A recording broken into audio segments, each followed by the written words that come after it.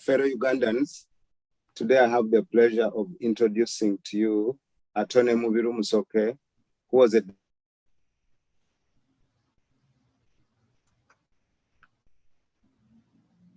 is going to introduce Uganda Federal Union, which is a new organization. And he's also going to expose Museveni's lies and the hypocrisy. Mr. Mubiru Musoke has been fighting Museveni, and he vows to continue fighting until Museveni is gone. He tells me there is no other choice. He's one of the founders of Uganda Federal Union, and he is going to give us the first presentation for that organization. Thank you very much, Mr. Moderator. I would like to make a few remarks before I go into the conversation about federalism and democracy in Uganda, which is the theme of our conversations. First of all, I would like to make it clear that this is not an announcement or advertisement about what's going on in Uganda. I'm going to give an explanation about what is going on in Uganda and tell you why what is going on in Uganda is going on. We need to understand the causes of our problems before we can find solutions to those problems. I therefore request your patience with us. The whole story is a long one and therefore cannot be given in one conversation. This conversation is just an introduction. What is important is to understand what is going on and the reasons why it is going on in order to resolve our problems. Once we understand what is going on and the reasons why it is going on, then we can figure out solutions to those problems. As a part of finding a solution, we formed the Uganda Federal Union, an organization. The Uganda Federal Union, incorporated in the United States, is an organization formed by Ugandans with the membership all over the world.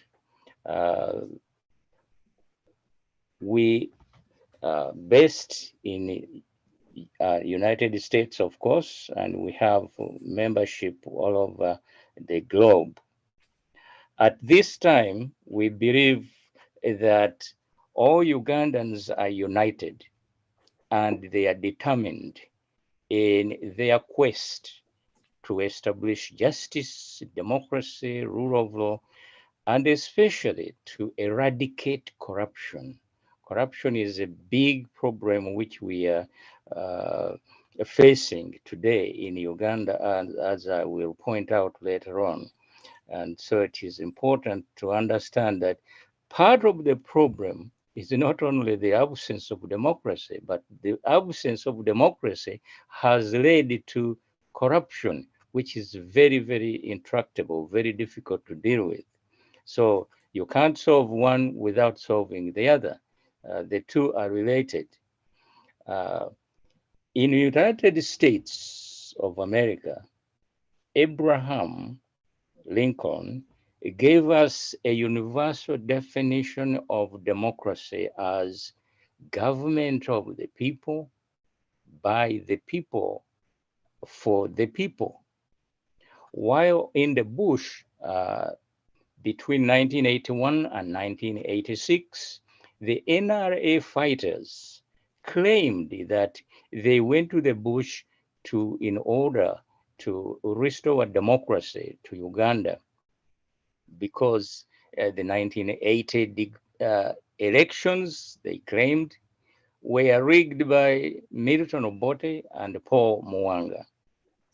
The second most important objective while the fighting in the bush was to eliminate corruption from Uganda. Today, there is far more corruption in Uganda than there has ever been in our country. There is a direct causal relationship between corruption and the absence of democracy in Uganda. Regarding democracy during the Bush War, the NRA fighters adopted Lincoln's definition of democracy. They promised to Ugandans to give them government of the people, by the people, and for the people. They frequently cited Lincoln's definition of democracy in their documents. However, the NRM government, from the beginning in 1986, has not been the government of the people, by the people, and for the people.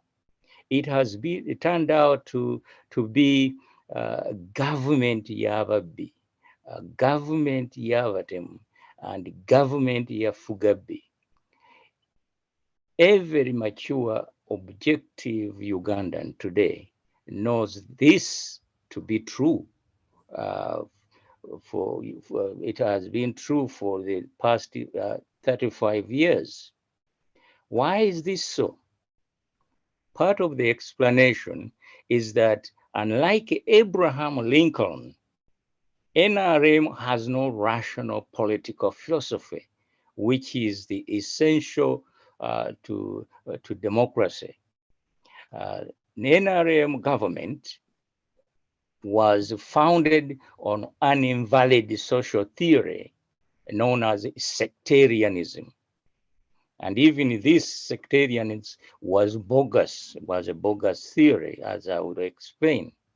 As soon as NRM seized power in 1986, the NRM leaders carried out an extensive campaign in which they argued that the political instability Uganda experienced since independence in 1962 was caused by the existence of multi-parties which were sectarian.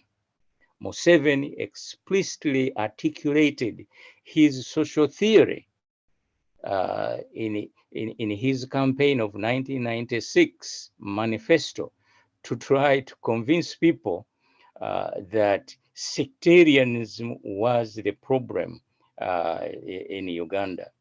Museveni said, it is Africa's backwardness in general and Uganda's in particular that we seek to eliminate.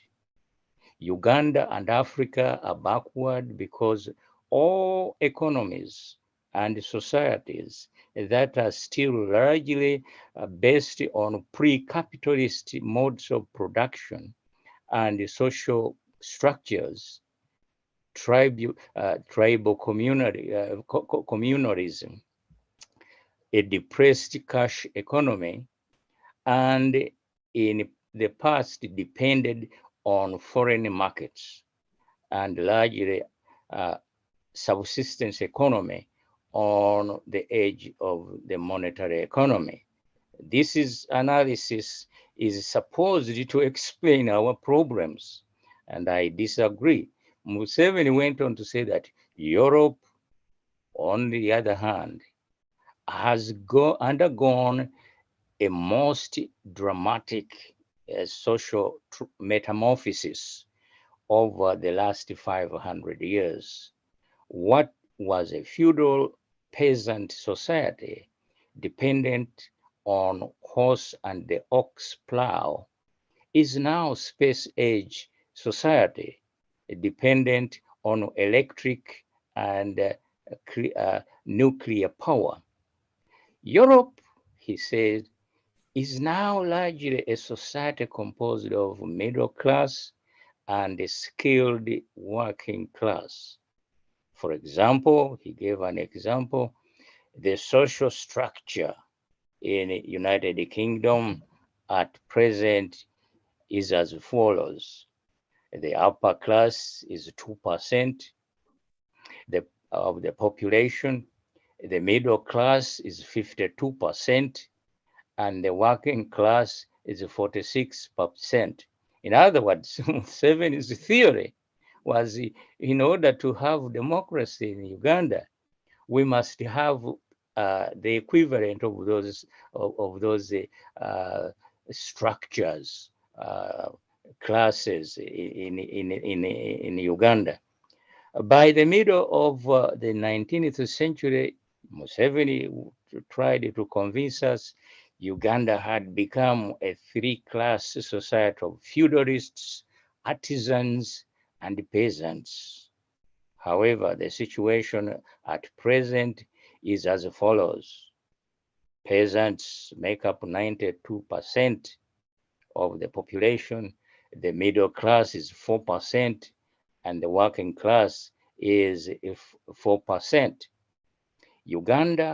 Ugandan society has regressed from being three-class society in 1860s to becoming an almost exclusively peasant society. These crucial differences between the Europe of 1789, the year of the French Revolution, and the Uganda of 1860 was that our artisans had not developed into capitalists, and also were not, there was no working class. Now, what is Museveni trying to say here? Is part of his deception. In any case, he concluded it was this difference in social configuration, among other factors, that caused the quick, ignominious capitulation of Uganda's feudal leaders to British colonialism.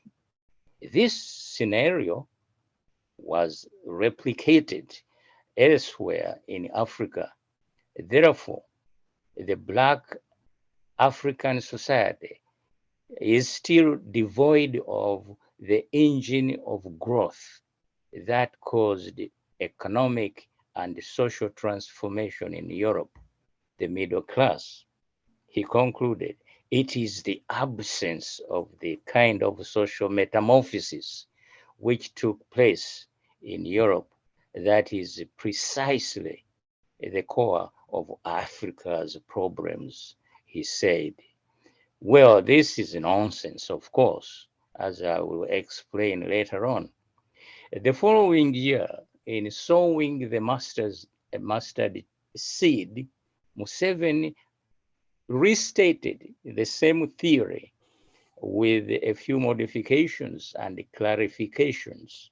For example, he pointed out that, quote, pre-capitalist polarizations based on identity rather than rationality can be extremely injurious to a country. He also explicitly incorporated sectarianism as a component of his theory of social metamorphosis. Sectarianism, he wrote in Sowing the Mustard Seed, is a consequence of an incomplete social metamorphosis.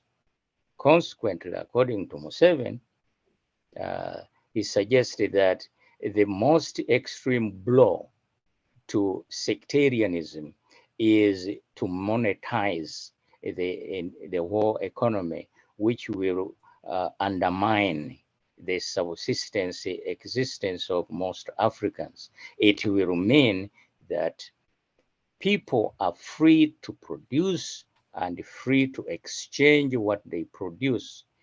They will that will enable them to value one another and have common interests in stability.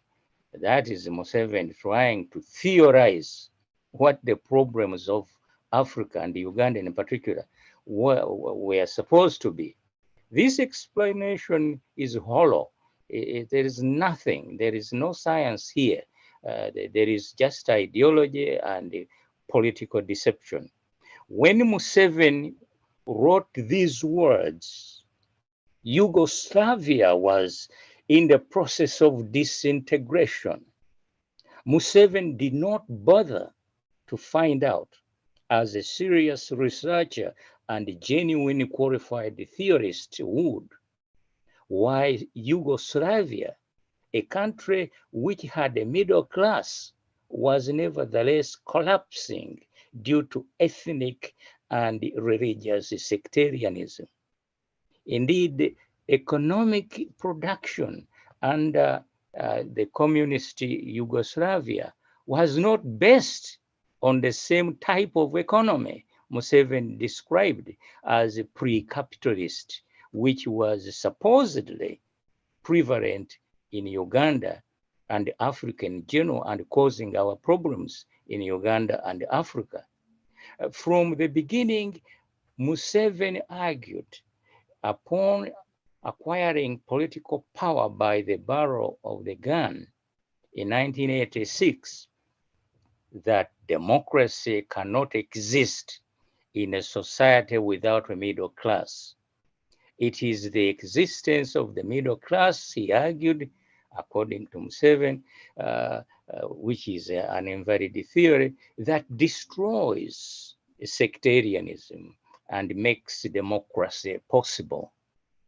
This reasoning was invalid even though many Ugandans were duped and actually, in some cases, convinced to believe in the invalid sectarian social theory Museveni was preaching.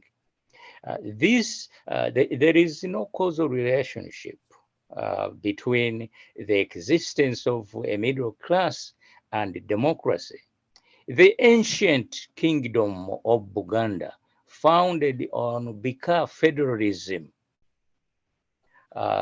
did not have a middle class, but the kingdom was democratic, and it was united, and it fought many battles with the neighboring countries, and it was a strong state, traditional state of Uganda. So this propaganda by Museveni really is meaningless and has nothing to do the explanation he is giving us about democracy in Uganda and particularly in Africa.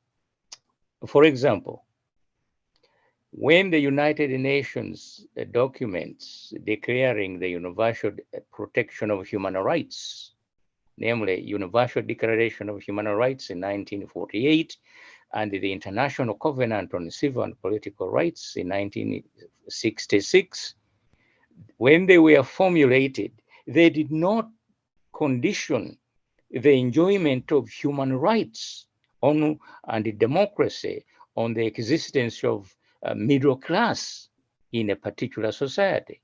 Human rights were to be protected regardless of the existence of a middle class in a particular society. This fundamental human rights principle remains valid today. Human rights have to be protected regardless of the class structure of the society. Museveni's sectarian social theory dictated the banning of multi-parties until a middle class existed, as we shall demonstrate later on. In fact, Museveni's theory and the politics it generated prescribed the banning of multi-parties, supposedly as part of democratization. This was political fraud on part of Museveni's politics. Museveni pursued his political goal using an invalid social theory and misleading Ugandans. It's also surprising that he also misled the Western countries who praised him and gave him aid and did everything he wanted to be done. At the time Museveni formulated and later on published the sectarian social theory, there was sectarianism in the United Kingdom, one of the countries Museveni cited in the quotation I've given as an example to justify the validity of his sectarian social theory. Nevertheless, contrary to Museveni's sectarian social theory, the Northern Ireland sectarian conflict was going on between the Catholics and the Protestants. That fact alone, in my view, was sufficient to invalidate Museveni's theory, because the existence of a middle class in the United Kingdom did not extinguish sectarianism, the sectarian conflict between the Catholics and the Protestants. Clearly, therefore, sectarianism did not exist in societies with, it did exist in societies with a middle class, contrary to Museveni's theory. The existence of a middle class does not prevent sectarianism in politics. In fact, Museveni went further. He argued that because Uganda did not have a middle class, multi-party politics should be banned in favor of the movement system. Remember that? The movement system of government until the middle class emerged in Uganda. After convincing, with this stupid argument, convincing the members of the Constitutional Commission about his invalid theory of sectarianism, Article 296 of the 1995 Constitution banned political party activities.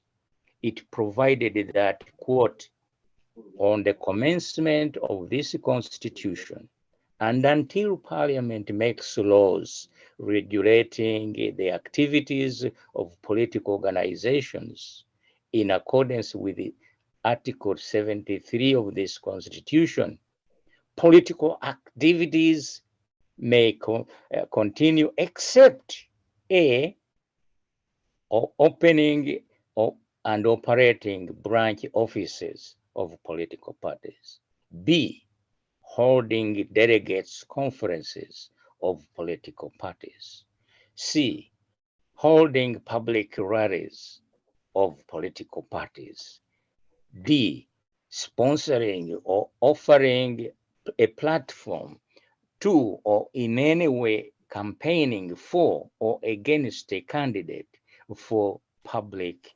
elections, D, carrying on any activities that may interfere with the movement political system for the time being in force, unquote.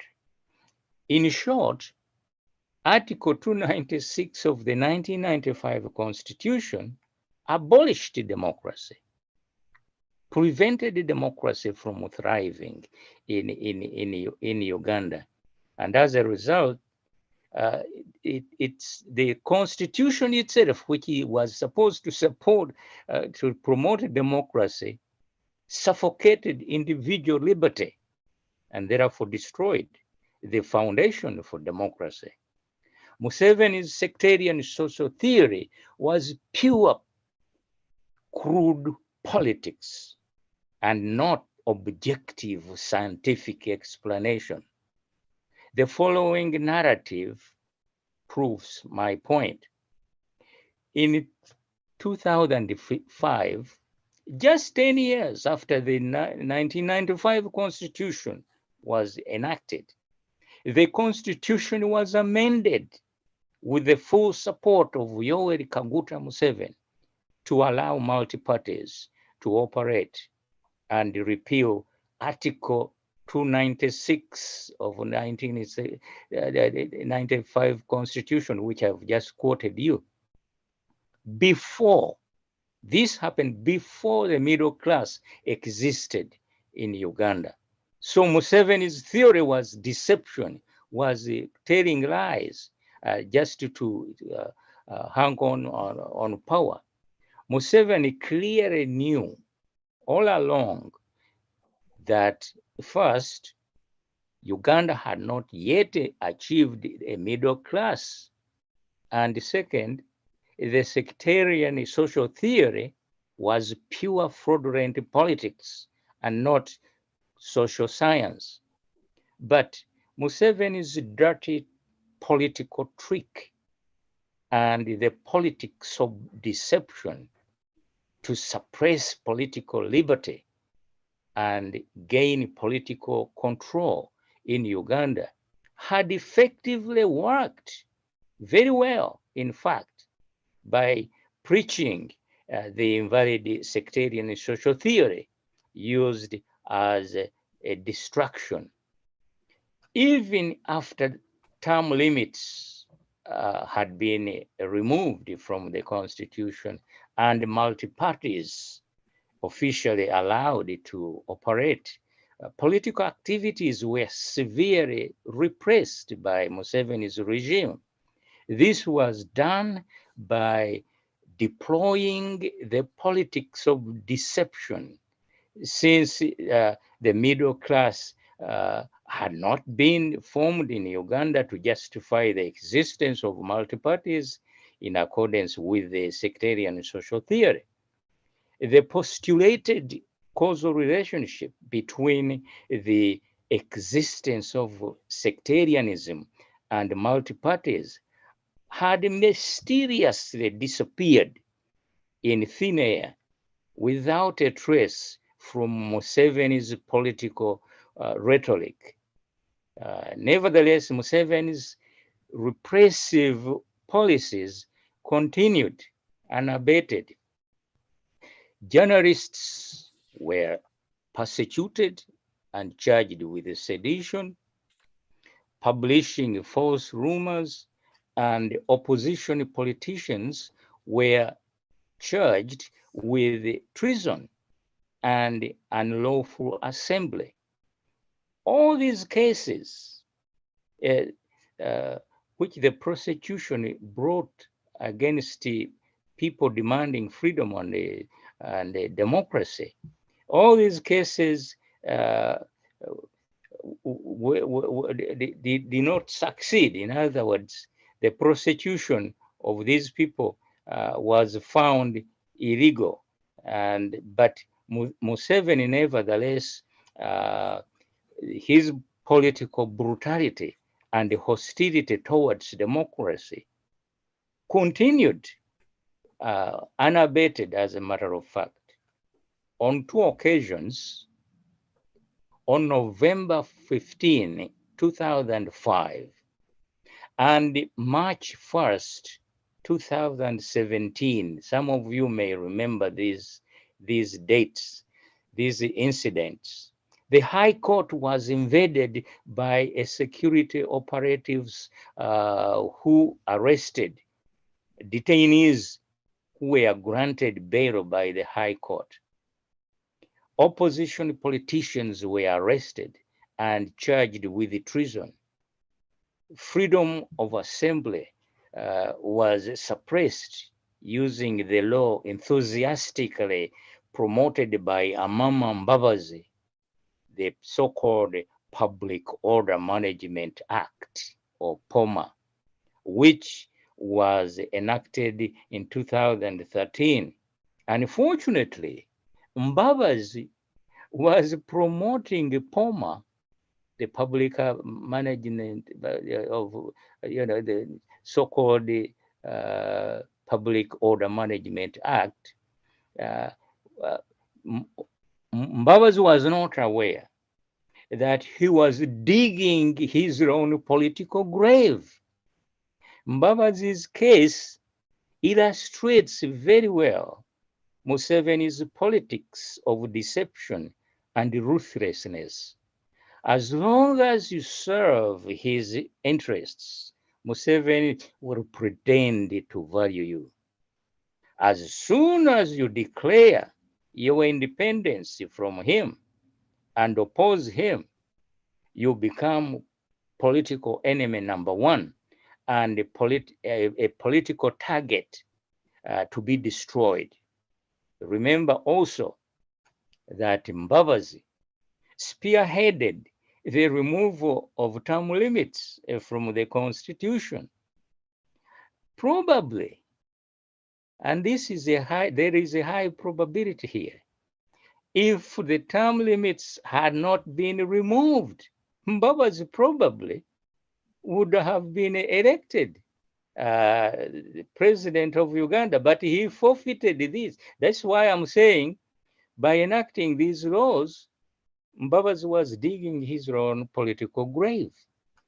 What is important to remember is the fact that the false link between sectarianism and the existence of multi-parties was invented and postulated by Museveni as an excuse to suppress political freedom and individual liberty. The false claim nourished Museveni's ruthless dictatorship. As we pointed out, there was sectarianism in the United Kingdom, even though there was a middle class in the United Kingdom. What explains that very contradiction of the Museveni's theory? Museveni's deceptive politics and invalid sectarian social theory is further falsified by two democratic countries where sectarianism is still exists and is tolerated in politics side by side with democracy. These two countries are India and Israel. In India, the BJP is a sectarian Hindu political party, as opposed to the Congress party, which is based on a specific political philosophy. Sectarianism has not prevented India from being a democratic political system. In fact, India is the largest democracy in the world, but it still has sectarianism. This same argument applies to Israel. In Israel, the Shah's political party is a political party that promotes Jewish interests. It is therefore a sectarian political party.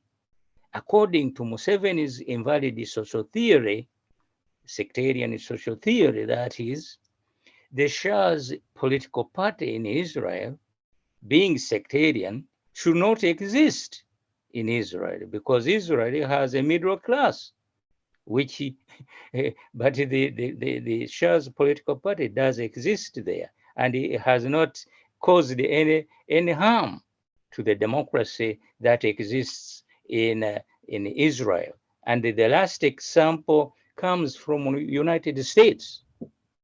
In the US, the NAACP, the National Association for the Advancement of Colored People, as its name proclaims, was formed in 1911 to advance and protect the sectarian interests of colored people in the United States.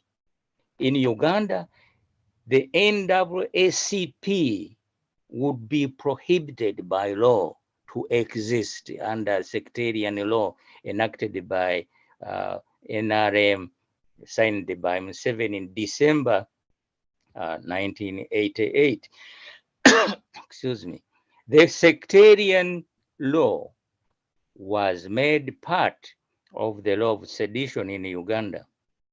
Although the law of sedition was nullified by the Constitutional Court in 2010, the sectarian law was left intact, even though its ingredients are exactly the same as those of the law of sedition. Sedition was nullified, according to the Constitutional Court, not for philosophical reasons, but because it was enacted by an oppressive colonial government. Sectarian law was preserved implicitly, I should say, because it was enacted by NRM regime in order to fight sectarianism. Even the courts, which are supposed to be independent, have succumbed to NRM philosophical bankruptcy. Notwithstanding this philosophical vacuum, we now know for sure that the sectarian law was enacted by NRM to suppress political liberty. Museveni is a shrewd deception con artist. As the examples coming, I'm going to give you will clearly illustrate. Now, let us talk about Museveni's political career in deception. There are many examples we can cite to illustrate Museveni's deceptive politics. When Museveni was sworn in as a president for the first time in January 29, 1986, he declared that what was wrong in Africa were the leaders who overstayed in power. What? Museveni could not have believed what he was saying with a straight face at his inauguration. Obviously, he was lying based on what we know today, reinforced by the political behavior in his political career. Today, 35 years later, Museveni is still in power after condemning African leaders who stayed in power for too long. Moreover, there are no signs that Museveni will soon retire. It is obvious that Museveni did not believe what he said when he declared that what was wrong with Africa were leaders who overstay in power. Museveni, like many other African dictators, has amended the constitution twice in order to overstay in power.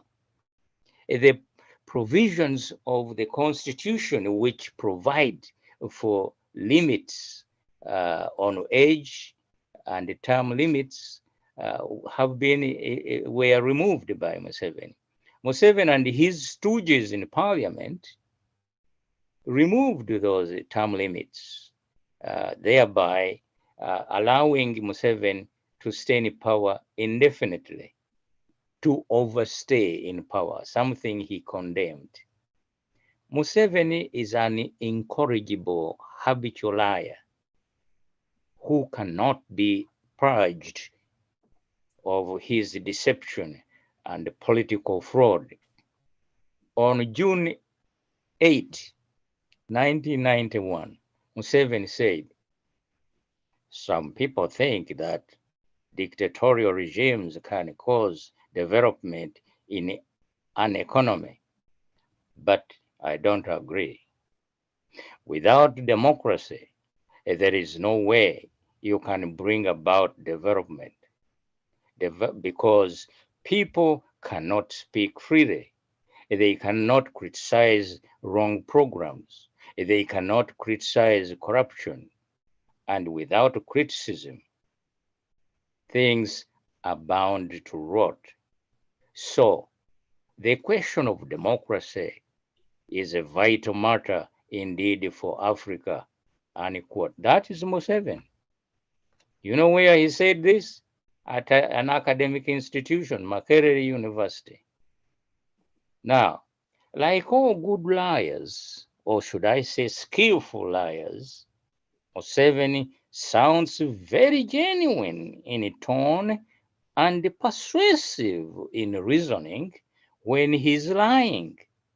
And as a result, a person listening to Museveni is persuaded or actually duped to believe what Museveni says. It is obvious that Museveni was lying when he addressed the Makerere students because Museveni has never believed in democracy, not then and not now. Museveni would not rig elections if he believed in democracy. He would not imprison his critics or murder political opponents if he believed in democracy. Moreover, Museveni as a personality literally thrives on corruption. Corruption by its nature is universally committed by dishonest people. Corruption is closely associated with moral decay. Moral decay, in turn, destroys ethical behavior, which is the foundation of honesty. Moral decay promotes unethical behavior. Museveni and Uganda today are good examples of moral decay. A few years ago, Museveni created a parallel corruption office to the IGG located in State House. The purpose of the so-called corruption office in State House is primarily to dupe people that Museveni is serious about fighting corruption. The truth is that the parallel corruption office in State House was created by Museveni to find a way to secretly benefit from corruption because Museveni cannot directly control and manipulate the office of the IGG, the Inspector General of Government, which was created as an independent institution overseen by Parliament. In order to fight corruption effectively, the institution of IGG was established under Article 227 of the 1995 Constitution. In order to guarantee the independence of IGG and insulate that institution from politics, Article 227 of the Constitution provides that, quote, the Inspectorate of Government shall be independent in the performance of its functions and shall not be subject to the direction or control of any person or authority and shall only be responsible to Parliament. That provision is very clear, and it was rooted in the principle of separation of powers, which was designed to fight corruption in government. The creation of a corruption office in State House is a very intriguing issue. It is in violation of the principle of separation of powers and has no legal basis given the provisions of Article 227 of the Constitution, which I just quoted you. The Office of Corruption in State House was created for and for too many reasons, I think.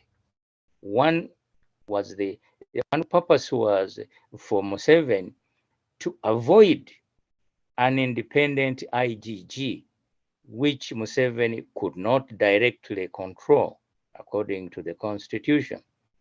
The second was to find a way that appeared to legitimate his corruption, his corrupt activities, in which Museveni benefited and subverted the legal process.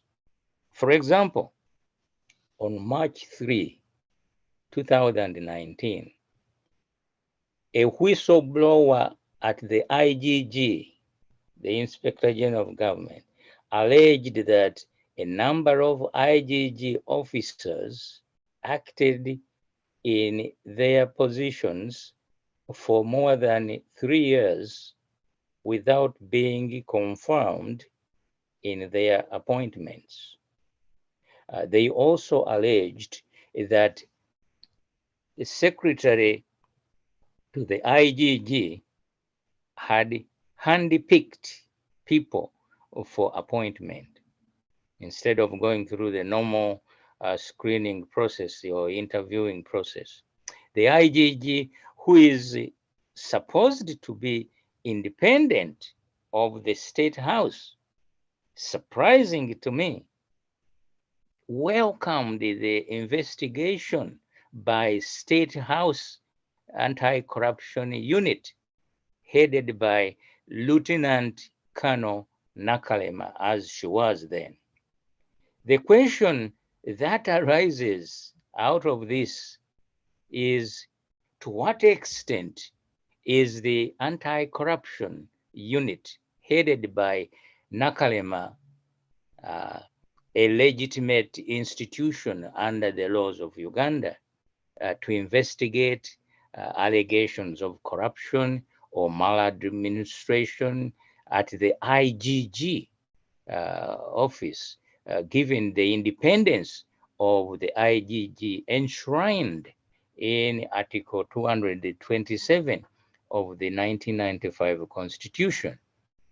The office of IGG is directly accountable to Parliament, not to President. Therefore, Lieutenant Colonel Nakalema had no power to investigate the IGG office. Only Parliament has the power to do that. But Parliament being what it is, probably they are not even aware of their duties in a democratic political system. In another case, and this is more intriguing, involving corruption initiated by Lieutenant Colonel Nakalema, State House unit, at least 8 government officials were arrested by the State House Anti-Corruption Unit. Those arrested were from the Bank of Uganda officials, custom officials, airport officials, civil aviation staff, and others. It is important to note now that 3 days after the security agents raided the central bank to arrest these people, Lieutenant Colonel Edith Nakalema, the head of the so-called State House Anti-Corruption Unit, I laugh when I think about this because it's so funny. Met President Museveni and discussed a confidential letter dated May 2nd, 2020, from the Bank of Uganda government, Governor Emmanuel Tumusime Mutebire.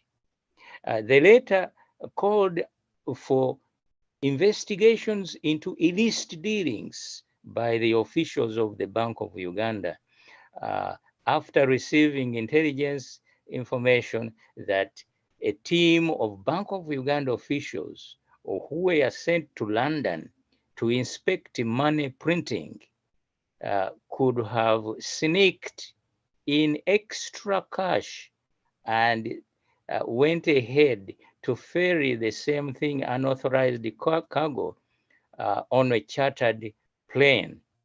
The governor of Bank of Uganda wrote to Lieutenant Colonel Nakalema on May 3rd and demanded a full investigation.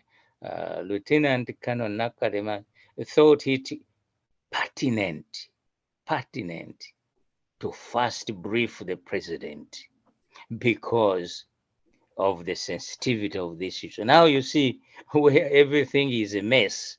And instead of the IGG, who is independent investigating this, now we have Lieutenant Colonel Nakalema, who based in Museveni's office, investigating this scandal from the world, the Bank of Uganda. It can't get worse than that.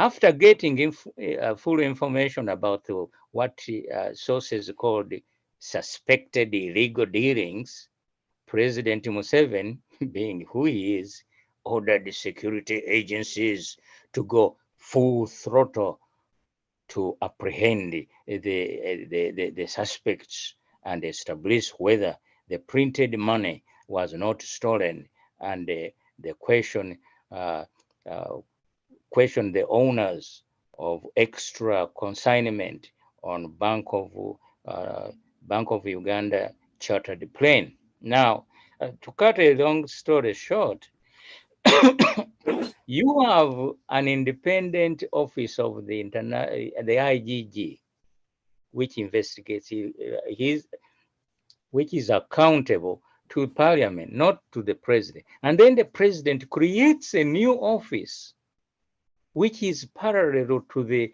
IGG in his own office, and it investigates these issues where Museveni wants the investigation. This scandal in the Bank of Uganda involved stealing of billions of shillings from London to Uganda, and now investigation by Nakalem, there has never been a report.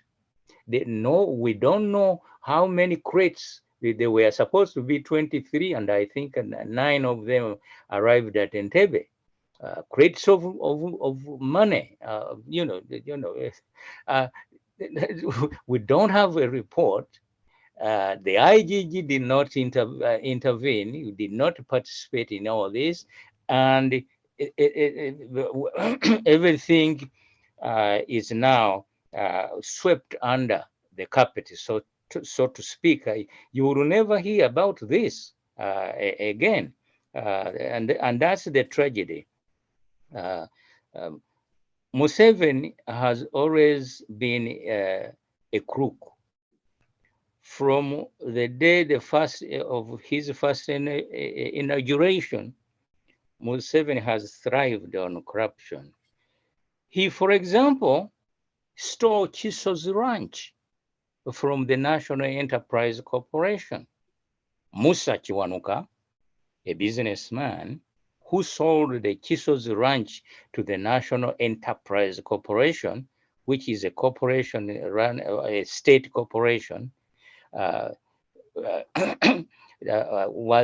Museveni has openly claimed that he owns Chiso's ranch. without any legal proof of any documentation to show how the legal title was transferred. That is, the legal title to Chiso's ranch was transferred from NEC, the National Enterprise Corporation, to Museveni as an individual. Obviously, under the circumstances, Museveni acquired Chiso's ranch through corruption, and nobody is. And now that he has the so-called corruption unit in his office to investigate, you will never know the truth. For the same reason, anybody who serves in Museveni's over-bloated,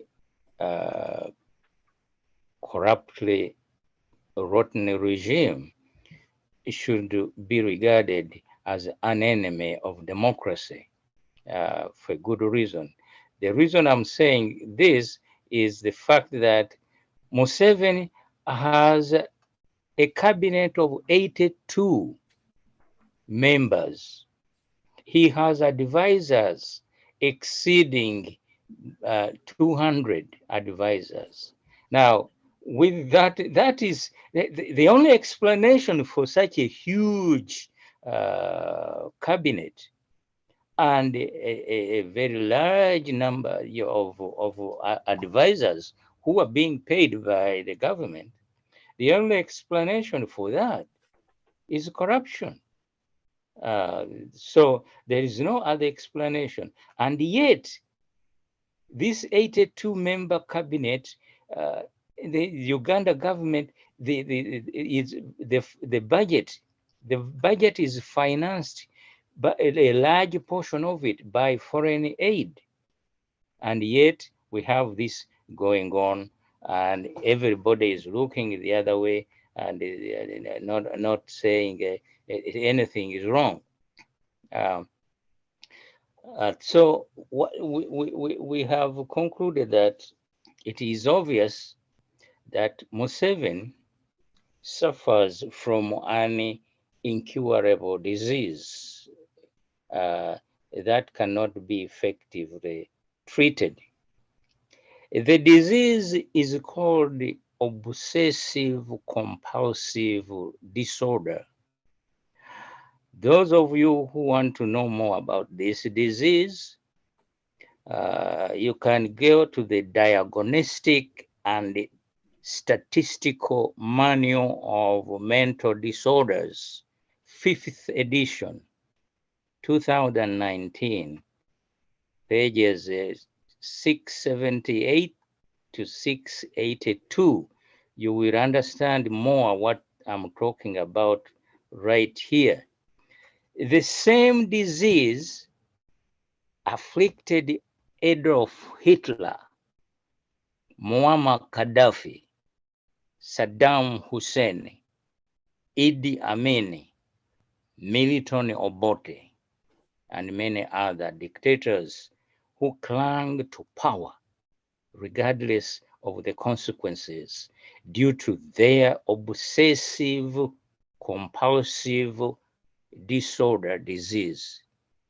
There are fortunately a few African leaders who did not succumb to suffer from the obsessive compulsive disorder disease.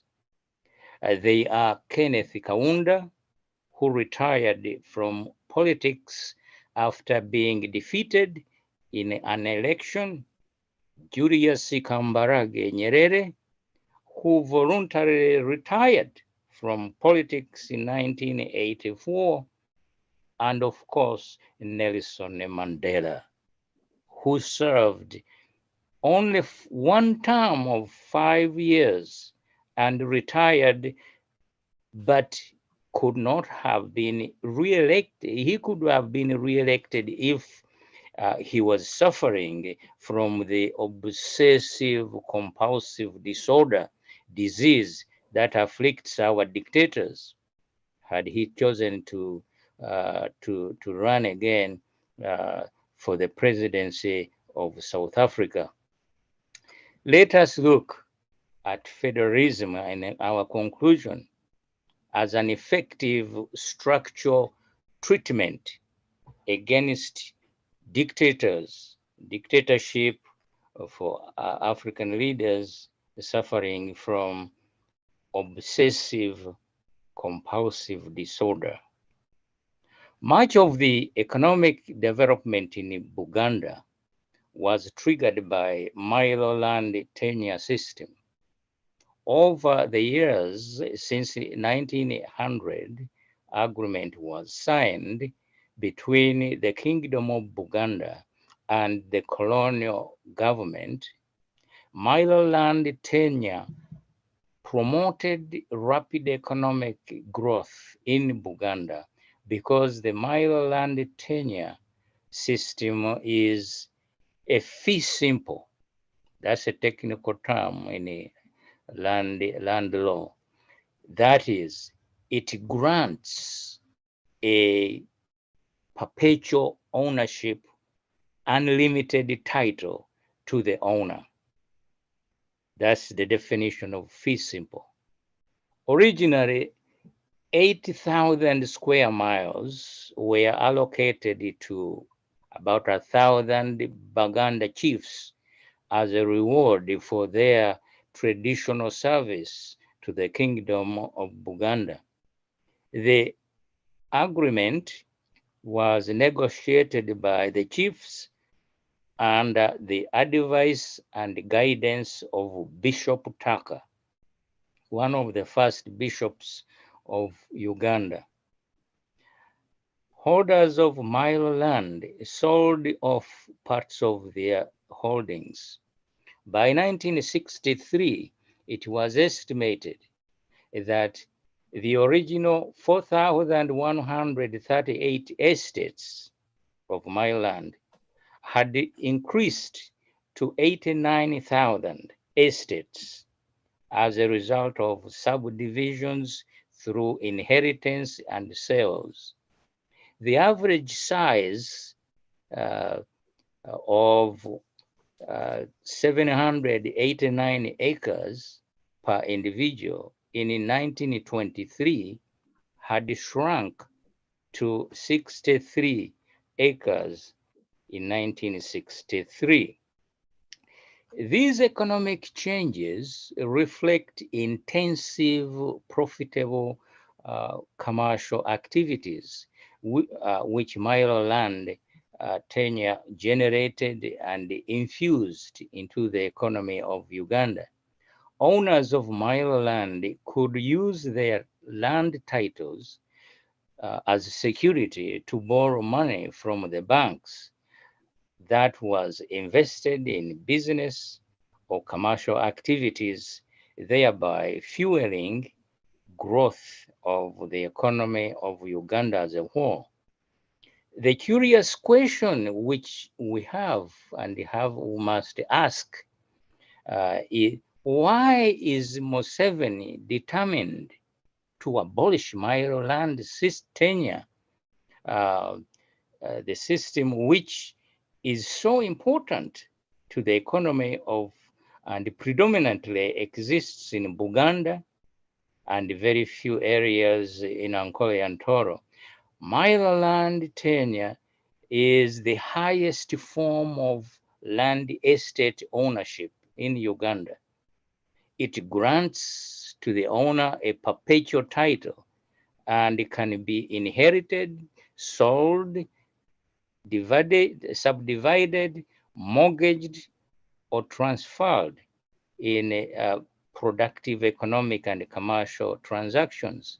It is beneficial to the owner, very valuable to the owner as an asset, as well as to the economy as a whole, as a generator of economic and the commercial activities. Therefore, anybody opposed to the existence of Milo land tenure in Buganda is either ignorance of its economic value or malicious and envious to those who own it.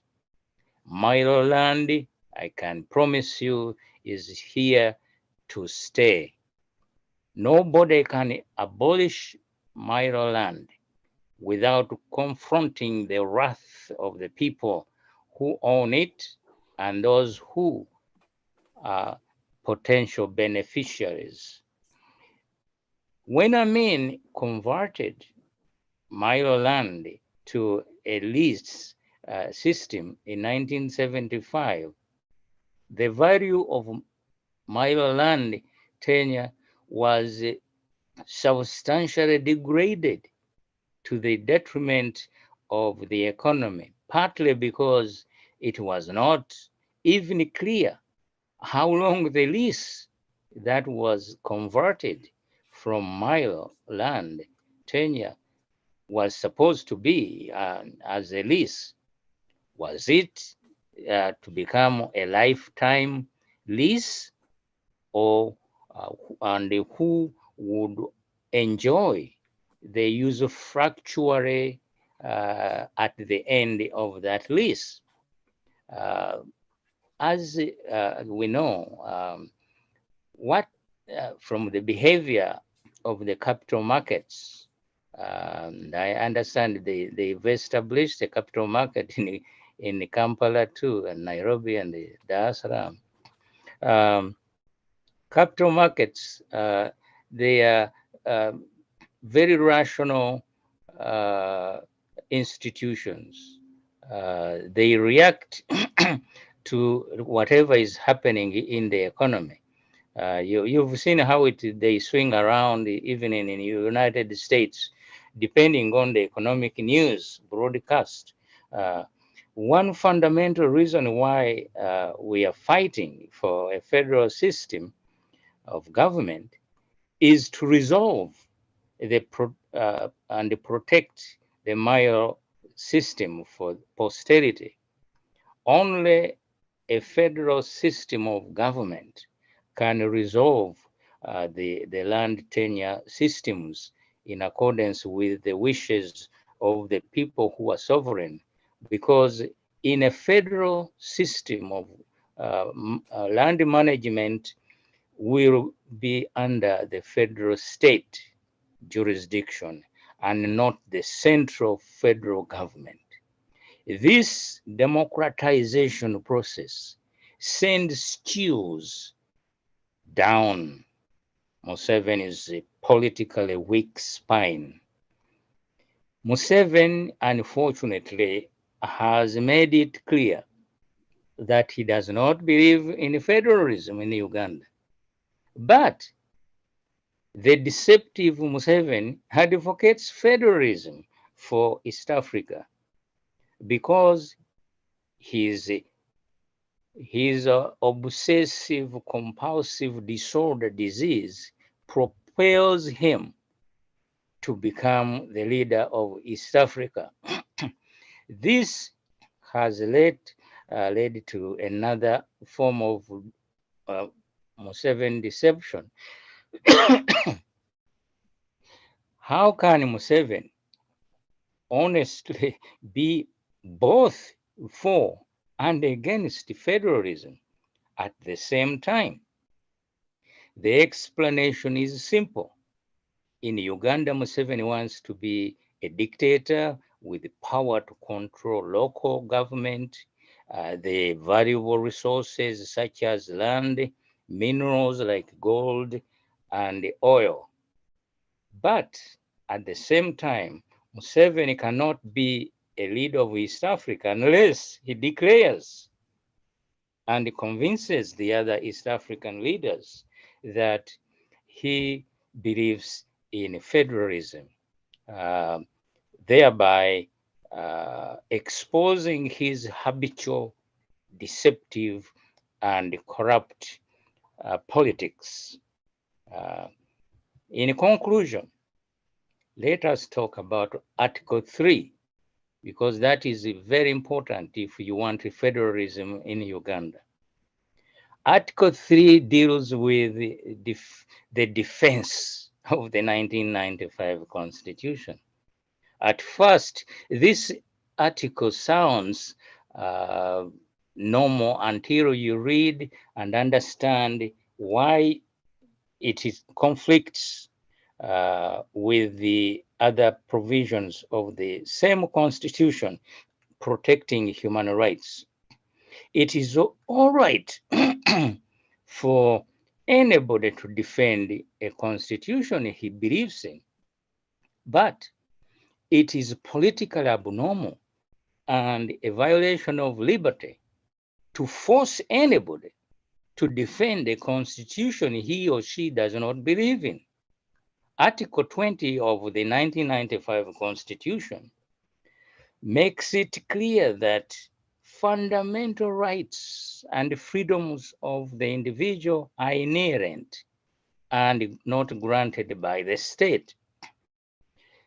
The word inherent in this article also means inalienable. That the word inalienable was used in the Universal Declaration of Human Rights and the US Constitution. So among the inherent and inalienable fundamental rights of the individual protected by the Constitution, which are not granted by the state,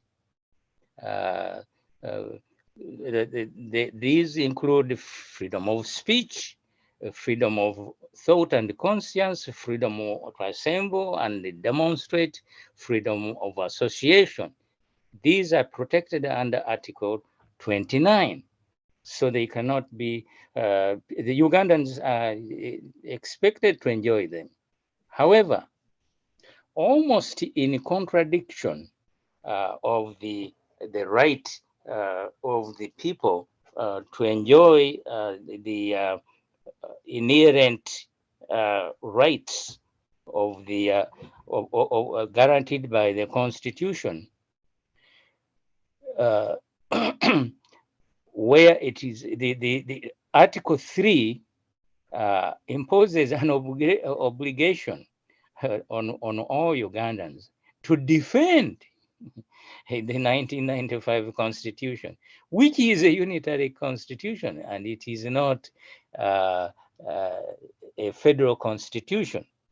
How can you force me, Mubirumso, to love a constitution I don't believe in?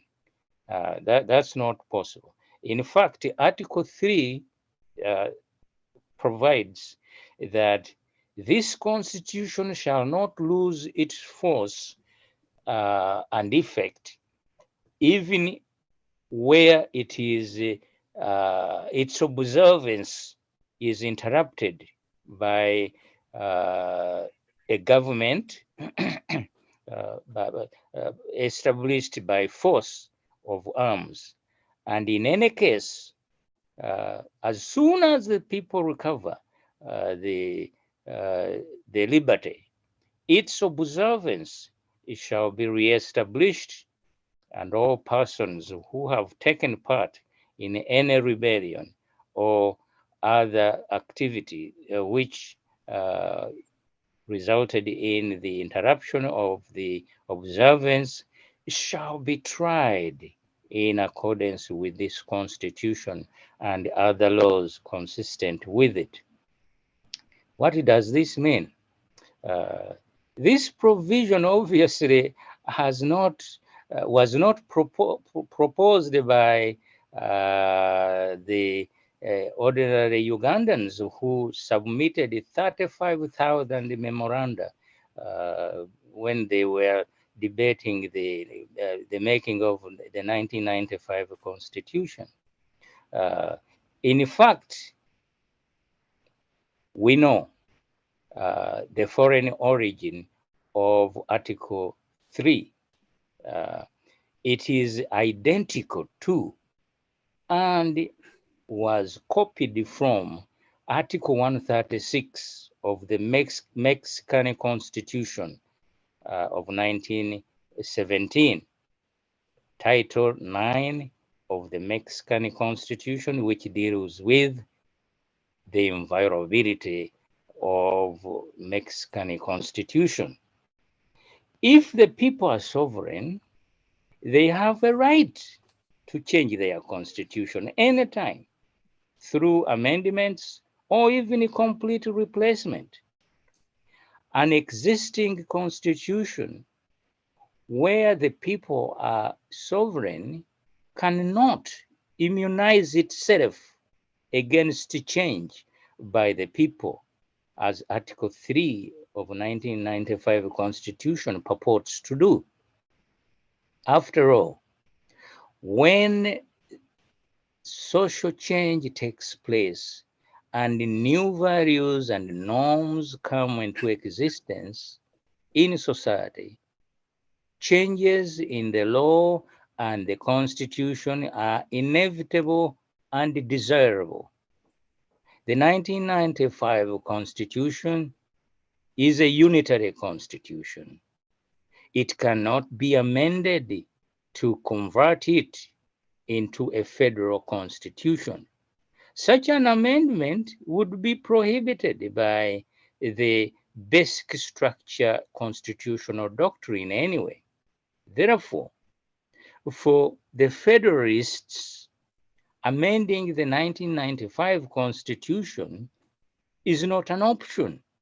The people who are sovereign are free to campaign and replace the 1995 Constitution, which is unitary, with a federal constitution, since it cannot be converted into a federal constitution.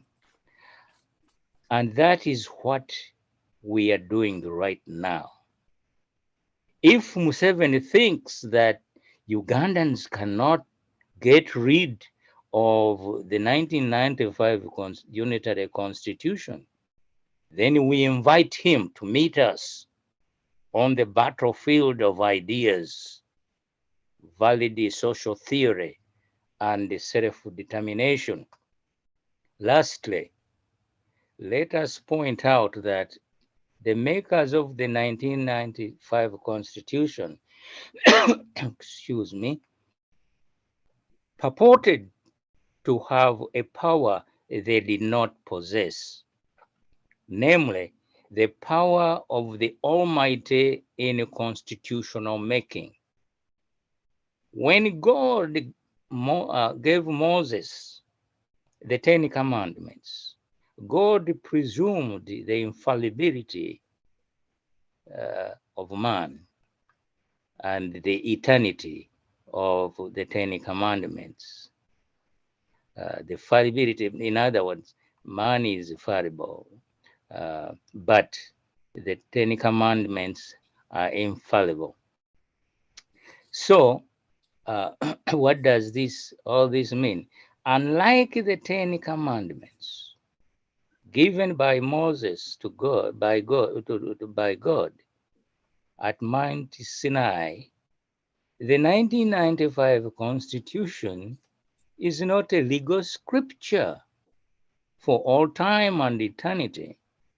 Indeed, the idea of freedom of speech, which is an important part of the sovereignty of the people, assumes that no legal canons can remain the same forever while society is being transformed by the laws of history. The people, as sovereign, have the inherent power to change any constitution by force, if necessary, through a political revolution. If repressive leaders like Museveni resist the demands of the sovereign people, the people possess the inherent power of sovereignty to overthrow a regime and change the constitution enshrined in a dictatorship of a repressive regime. Thank you very much for listening. We shall soon come back on this topic of sovereignty of the people, federalism, and the liberty of the people in a free and democratic society.